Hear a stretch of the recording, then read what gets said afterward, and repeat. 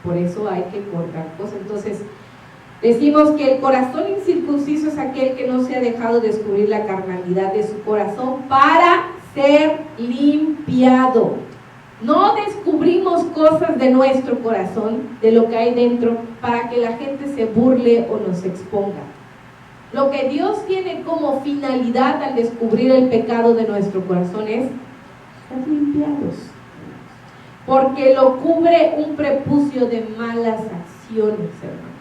Es un corazón que se duele, que se compunge, como le estaba pasando a los fariseos. Se compungieron, pero no de dolor para el arrepentimiento, sino de dolor porque era expuesta su carnalidad. ¿Saben cuánto duele la circuncisión? ¿Recuerdan la historia de ahí de unos violentos? ¿Cómo se llamaban esos violentos del pueblo de Israel? Digo, de las tribus de Israel, de los patriarcas. ¿Dan? No, acuérdense de eso. ¿Qué hicieron los? Fue Simeón, no fue Dani, ¿qué más? No fue Dani, pues hermano, a ver, dígame, no me acuerdo bien de la historia. ¿De qué? Sóplenlo. Estos dos hermanos, por venganza ¿qué? Simeón y Leví. Sí, perdón, estoy confundida. Simeón y Leví, patriarcas del pueblo de Israel, en venganza a la vergüenza expuesta a su hermana Dina, que fue abusada por este hombre. En venganza de ellos hacen creer a este hombre, porque este hombre se enamora de Dina y se quiere casar y corregir sus malas acciones.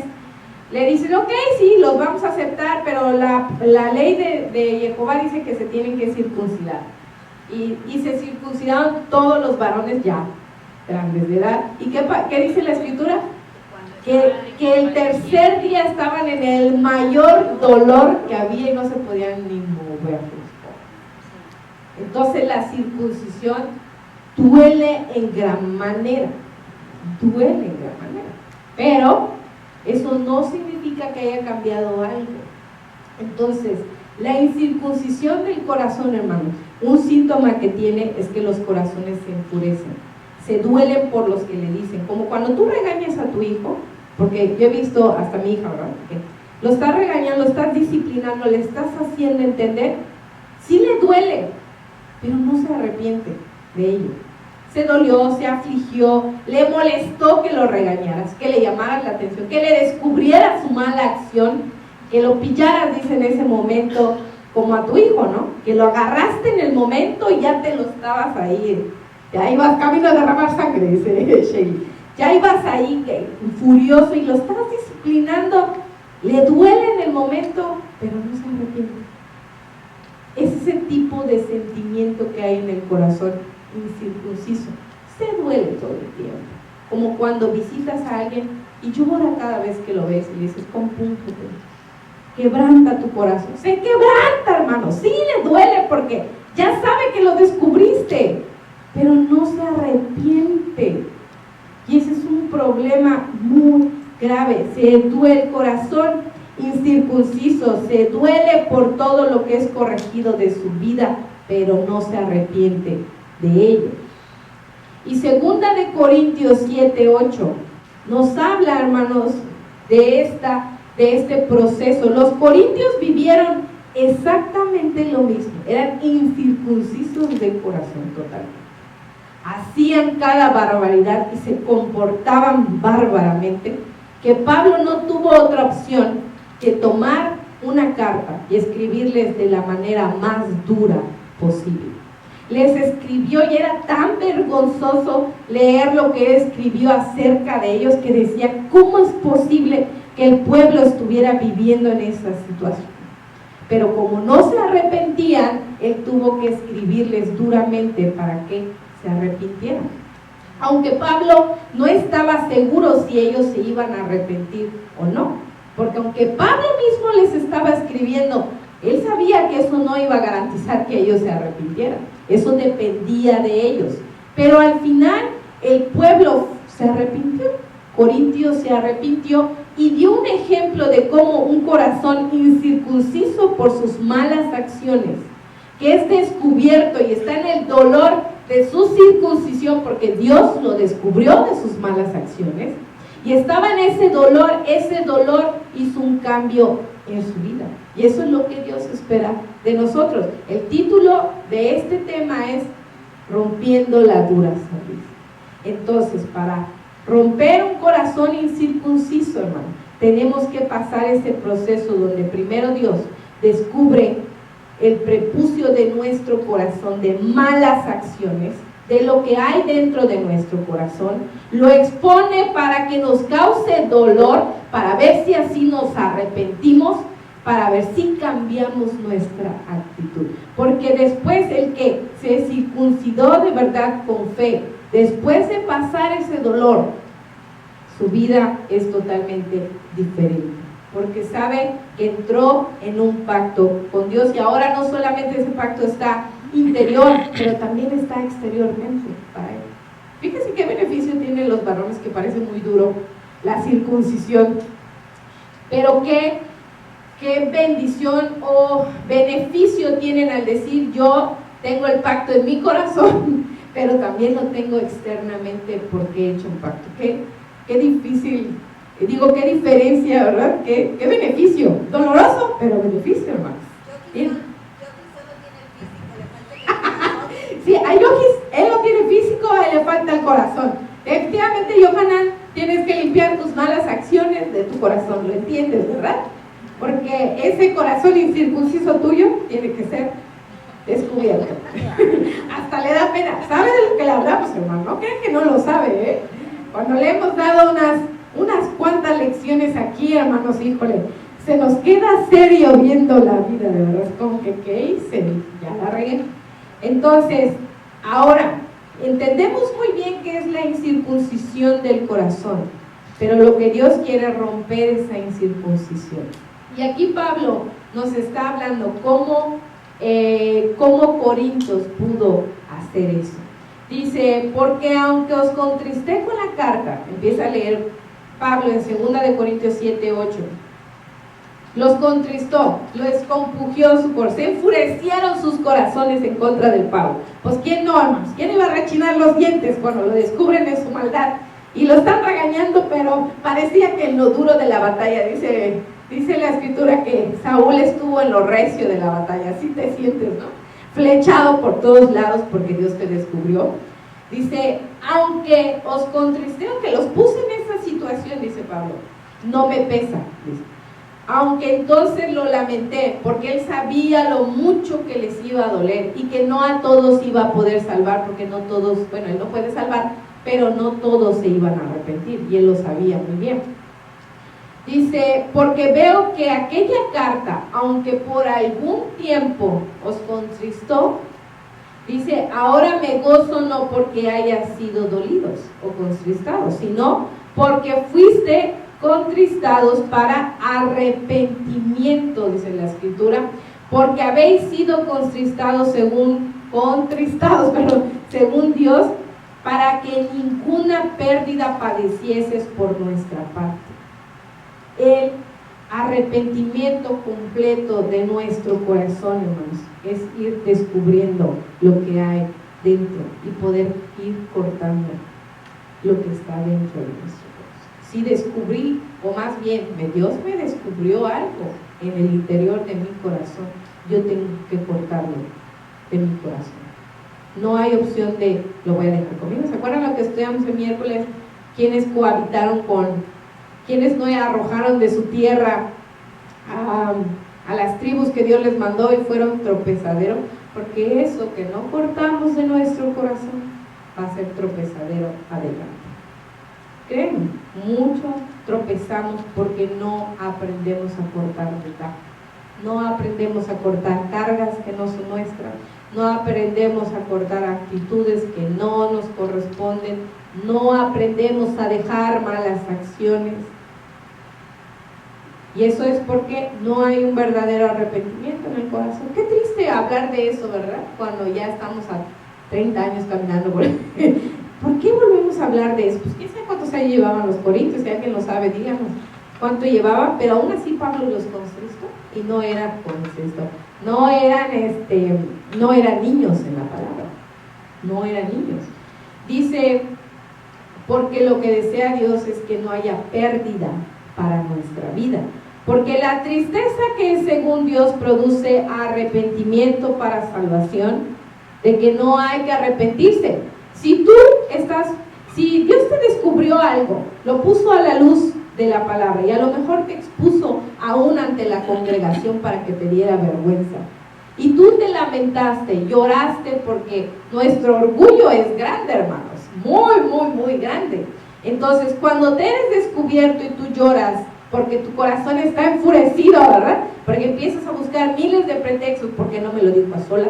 ¿Por qué se lo dijo a la congregación? ¿Por qué esto? ¿Por qué lo? Porque tu corazón está enfurecido, hermanos. Si tú lloraste por un tiempo, pero después dijiste, yo soy así, tengo que cortar eso, tengo que dejar eso, me levanté y me paré, nadie puede burlarse de ti, porque tú corregiste lo que está en tu vida. Y eso es lo que Dios espera, porque dice, sí, hay tristeza, hay dolor en la corrección. Cuando es cortado algo, pues hay mucho más dolor, ¿verdad? Cuando más, imagínense un varón en la circuncisión ya grande, con conciencia, si a Yogi lo cuidaron con 20 enfermedades, la van ahí cuidándolo para que no sintiera el más mínimo dolor, porque es un dolor seguramente, bastante fuerte.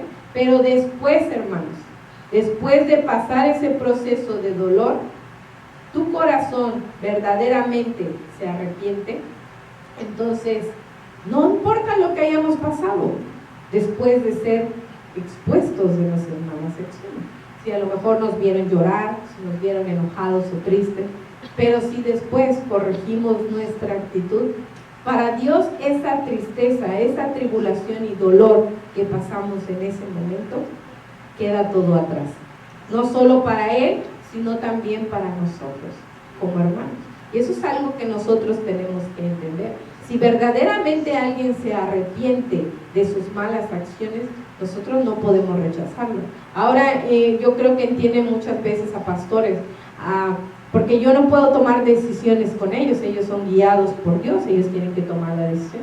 Y a veces cuando a mí me pasaba que yo veía que ellos hacían algo, yo me enojaba, así como los fariseos me rechinaban los dientes. Me enojaba y decía, ¿qué están haciendo, pastores? Digo, ¿qué están haciendo? Pues si ya hicieron, ¿cómo? No estoy entendiendo nada, digo yo, yo estaba enojadísima y después de un tiempo entendí, ya obviamente a través de la experiencia con ellos, era porque las personas que cometían errores se volvían a acercar y dicen, es que estoy arrepentido, quiero corregir mi camino. Obviamente muchos no lo hicieron, ¿verdad? Obviamente huyeron como con un disfraz, salieron corriendo, hermanos. Pero los que verdaderamente se arrepienten están aquí. Y los que no se arrepintieron, pues se fueron, así de fácil. Fueron cortados, pero del pueblo. ¿Cómo dice? Serán cortados de mi pueblo. Por eso no pueden convivir, hermanos. Alguien que está vamos a quitar esa palabra porque está muy difícil. Alguien que está dolido, compungido en su corazón por haber sido descubierto de su maldad, quiere esconderse como las avestruces, hacer un hoyo y meterse ahí. ¿No es cierto? Porque yo lo he vivido, no sé usted, pero yo lo he vivido, es muy cierto, hermano. Pero después de que pasamos ese proceso y entendimos, como los apóstoles, como Pedro decía, ¿a dónde iremos, Señor, si solo tú tienes palabra de vida? Pues sacamos nuestra cabeza con vergüenza, nos paramos derecho y decimos, aquí estoy. No tengo a dónde ir. ¿A dónde más voy si no estoy contigo? ¿A dónde voy, Señor? A ningún lado. Aunque tengas familia en el mundo, hermanos, tú no puedes encontrar refugio más que en Dios. No hay opción. Tienes familia y te va a ayudar y porque te aman carnalmente, porque son tu sangre, sí, pero ellos no pueden resolver tu interior. Ellos no pueden quitar el prepucio de tu corazón. No lo pueden hacer. Así que no hay dónde huir. Pero entonces es muy importante entender como hermanos que si alguien está arrepentido, lo recibimos porque está arrepentido. Nosotros no vemos su corazón, pero Dios sí lo ve. Si Él no está arrepentido, Dios lo va a cortar de su pueblo. Así de fácil. Eso ni siquiera lo tenemos que hacer nosotros. Eso lo va a hacer Dios.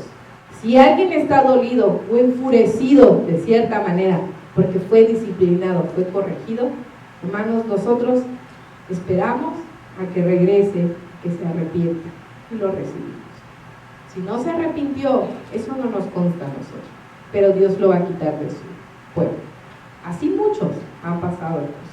Dice aquí, sigue hablando Pablo y dice, pero la tristeza del mundo produce muerte, porque hace referencia a los que rechinaban sus dientes, se enfurecían sus corazones, pero agarraron sus maletitas, sus chivas, salieron por la puerta y nunca regresaron.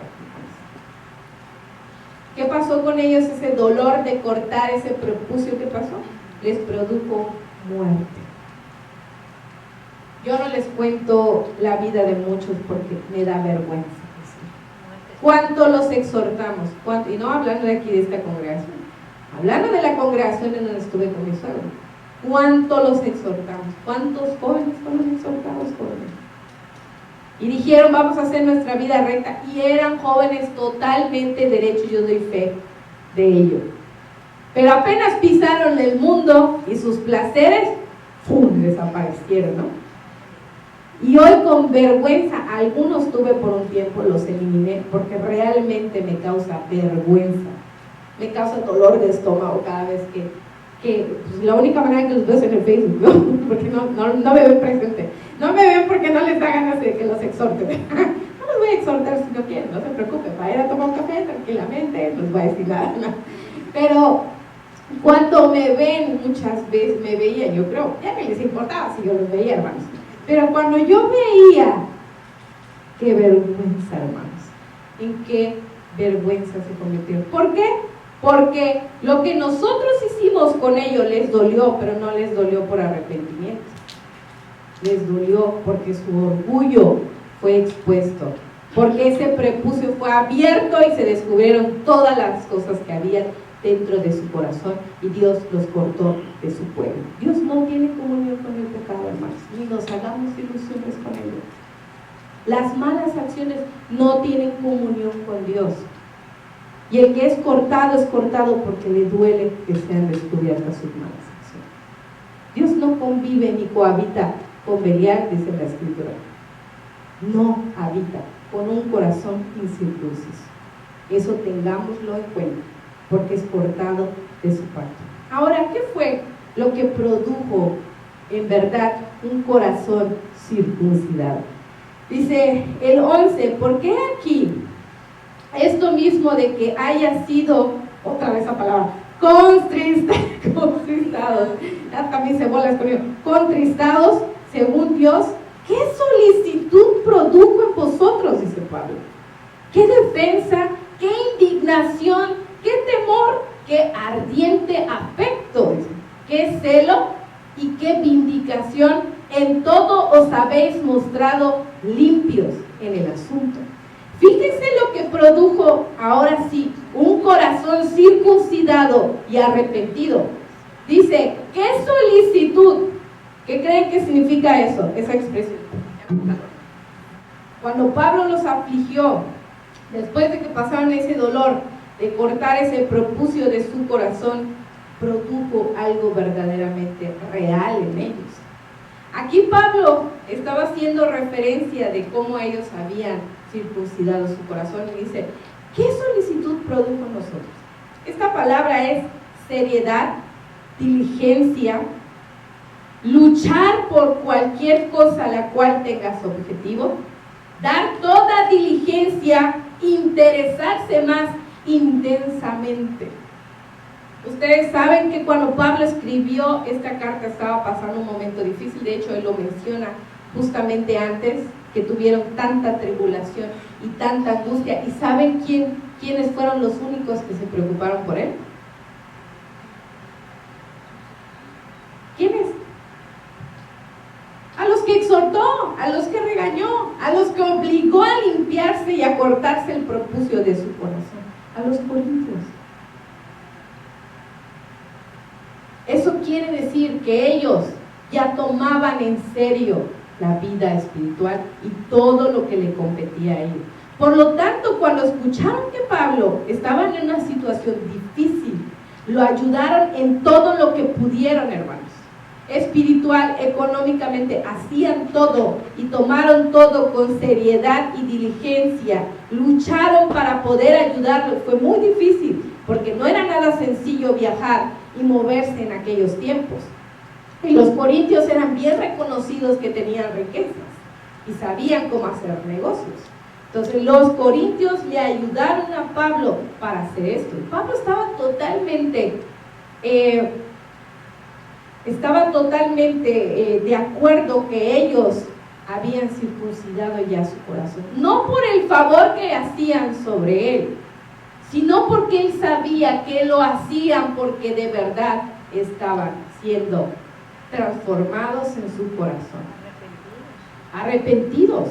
Entonces, si la solicitud de seriedad, diligencia, promover, luchar por una cosa, dar toda diligencia, interesarse intensamente, hermano, ahora apliquémoslo a nuestra vida. ¿En qué proceso estamos? ¿Le damos interés, diligencia, seriedad a la vida espiritual? ¿A la congregación? ¿O seguimos durmiendo en nuestro laurel del Señor? ¿Qué tanta seriedad le damos? ¿Qué tanto luchamos por la vida espiritual y por el reino de Dios, hermano? Estamos aquí no solo por nosotros, sino en pro de nuestro Dios. Trabajamos para un rey y nosotros somos sus súbditos, hermanos. Aunque Él no nos ve de esa manera, nuestra actitud y nuestra humildad en rebeldía sí debe verse que Él es el rey y nosotros sí. ¿Cómo decían los profetas? He aquí tu siervo, Señor. ¿Qué quieres que haga? Envíame a mí, estoy aquí. Entonces, ¿qué tanta seriedad y diligencia le tomamos a la vida espiritual? ¿Qué tanto? ¿El reino de Dios nos importa o no nos importa? Porque parece que esta vida es solo comer, dormir, divertirse. Parece que esta vida solo es así, ¿no? Pero no es eso. Esta vida no solo es comida, ni bebida, ni diversión. Hay algo más profundo ahí. Mucho más profundo. Yo la verdad, digo, no los voy a alardear a los de la tribu de Efraín, como dice Dani, somos de la tribu de Efraín. Pero de verdad que me asombra su diligencia. No saben cuánta ayuda son para nosotros, porque la verdad es que yo no puedo cargar lo que ellos cargan y no los tenemos aquí por cargadores, porque no son cargadores, ¿verdad?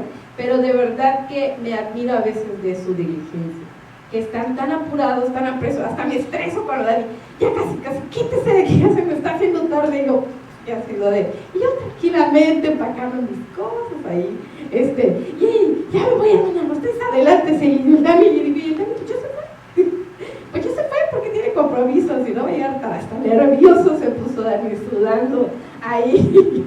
Yo me enternecí y decía, ay, digo, de verdad que qué gozo me da ver eso, ¿verdad? Que alguien esté realmente diligente en el reino, porque no es para nosotros, es algo absurdo a lo mejor cargar los instrumentos, traer las cosas, hacer lo mismo en el tabernáculo, todo siempre lo mismo. En realidad no es lo mismo, hermanos. No estamos trabajando aquí para los pastores. Los pastores no nos dejaron un sueldo. O si usted dice, ¿por qué no nos dijiste? ¿Por qué me dijiste? Ahora me voy descubriendo, ¿no? No nos dejaron un sueldo, hermanos. Estamos aquí porque estamos conscientes que estamos trabajando, estamos luchando, estamos promoviendo el reino de nuestro Dios.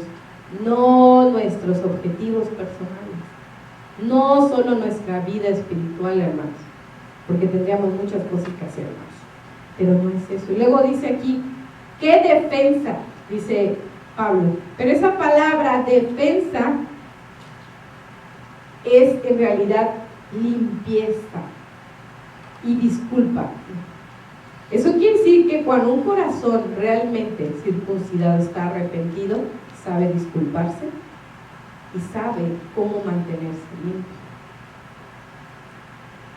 Eso quiere decir que los corintios Tomaron seriedad y diligencia en la vida espiritual, dejando atrás lo que les preocupaba más que Dios, y se limpiaron y se trataron de disculpar prácticamente con Pablo, porque no dice la escritura que ellos se disculparon, decir Pablo, perdónanos hermano, porque caminamos mal y nos tuviste que exhortar con una carta y nos tuviste que golpear casi con la carta, pero dice, perdónanos, nos arrepentimos y ya. Ellos se disculparon con sus obras, mandaron ayuda, se esforzaron, oraron, ayunaron, hicieron todo para en favor de Pablo y de todos los discípulos que con él estaban en medio de su tribulación. Se limpiaron a sí mismos, hermanos, limpiaron lo que les estorbaba de su corazón. Entonces un corazón circuncidado tiene que aprender a ser limpio, tiene que aprender a sacar las impurezas de su corazón, de lo que hay, reconocer, eso significa pararse y decir, sí, pues yo soy así, tengo este problema, como cuando vas al médico. ¿Quién te dice? ¿Tú le dices al médico o el médico te dice? ¿Qué tienes? No con ella, a ver qué tienes, el médico no te ve y te dice, ay, seguramente tienes esto, ¿eh? Bueno, algunos sí tratan de hacerle el adivino, pero no se trata de eso. Cuando tú vas al médico, él pregunta cuáles son tus síntomas, ¿no es así? No, el médico te dice, ¿tus síntomas son esto? No es adivino, hermano. Tú vas y le dices, esto es lo que hay en mí. Yo voy a Dios y le digo, esto es lo que hay en mi interior, rebeldía, flojera, miles de cosas, hermanos, por lo cual nos tenemos que limpiar, pero vamos a empezar por las que reconocemos más fácilmente, ¿no? Soy así, soy así, y todo. Yo me da una risa porque mi esposo siempre trata de agarrarme, ¿verdad? Cuando estoy enojada con él, está enojado conmigo, siempre trata de herirme, ¿no? Como de aventajarme, me dice, pues tú eres una enojona. Y yo, ya lo sé. Digo, eso ya lo sé. Le digo, no pensé lo no, le digo, como que yo, ya lo sé. Pero es que tú así eres. Pero yo lo reconozco, así soy. Le digo, soy enojona, estoy luchando con ello. Sí, me enojo muy fácilmente. Luego ya hasta me agarraron bullying en mi trabajo y me dicen, ahí vas a derramar sangre. A ver, esta semana, hijo, no les cuento, porque esta semana fue, yo decía que, ¿cuántos enemigos más? ¿Cuántos van a surgir más? El Brian solo cerraba la puerta a la oficina así de, hay que se pelee consigo mismo, ¿no? No está bien derramar sangre. No está bien vergarse por su propia mano. Aunque uno lo acuse a los vecinos, pero no está bien. No está bien. Así que, hermanos, vamos a trabajar en eso, en ese corazón incircunciso, porque si no pasamos de ese corazón, no vamos a poder terminar con nosotros, hermanos. Así que la vida espiritual hay que tomarle seriedad. Jóvenes, no todo en esta vida es comer, beber y viajar. Eso no es toda la vida.